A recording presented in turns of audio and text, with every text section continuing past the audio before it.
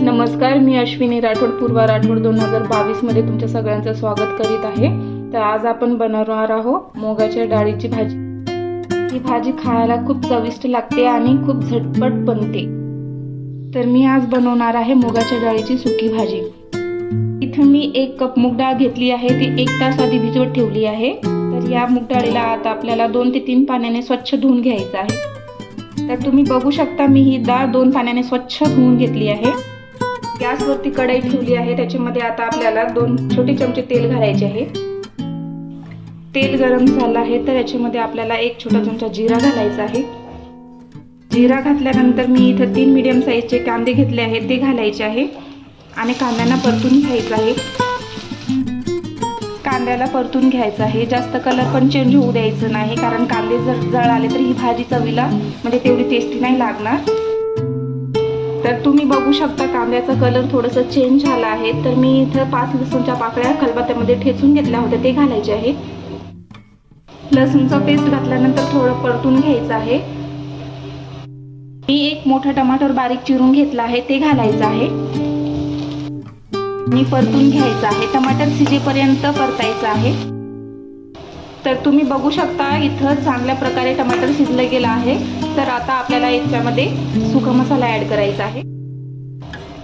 1 मोठा चमचा लाल तिखट।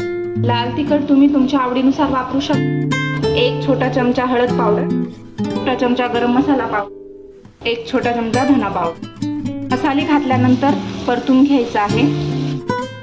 मसाले इथं भाजले गेले आहेत, तर याच्यामध्ये आपल्याला आता ही डाळ ऍड करायची आहे। डाळ घालून याला मस्त चांगल्या प्रकारे परतून घ्यायचं आहे। तर आता याच्यामध्ये आपल्याला थोडंसं कोमट पाणी घालायचं आहे, जास्त पाणी घालायचं नाही आहे, कारण आपल्याला डाळ मोकळी बनवायची आहे। तर मी इथं थोडंसं पाणी वापरलं आहे। पाणी घालून 2 मिनिट झाकण ठेवून शिजवायचं आहे।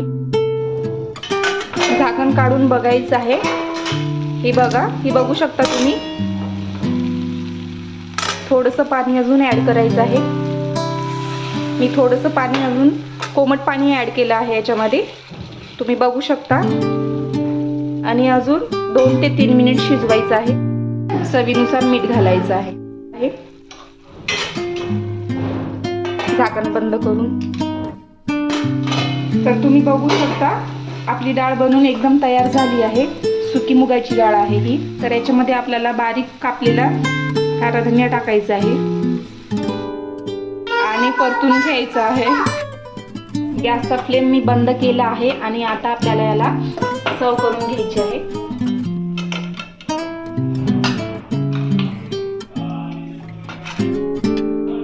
तुम्ही बघू शकता मुगाची डाळ बिलकुल बनून तयार झाली आहे आणि ही खायला खूप चविष्ट लागते डाळ। जर तुम्ही माझ्या चॅनेलवरती नवीन असाल तर प्लीज लाईक आणि सबस्क्राईब करायला विसरू नका।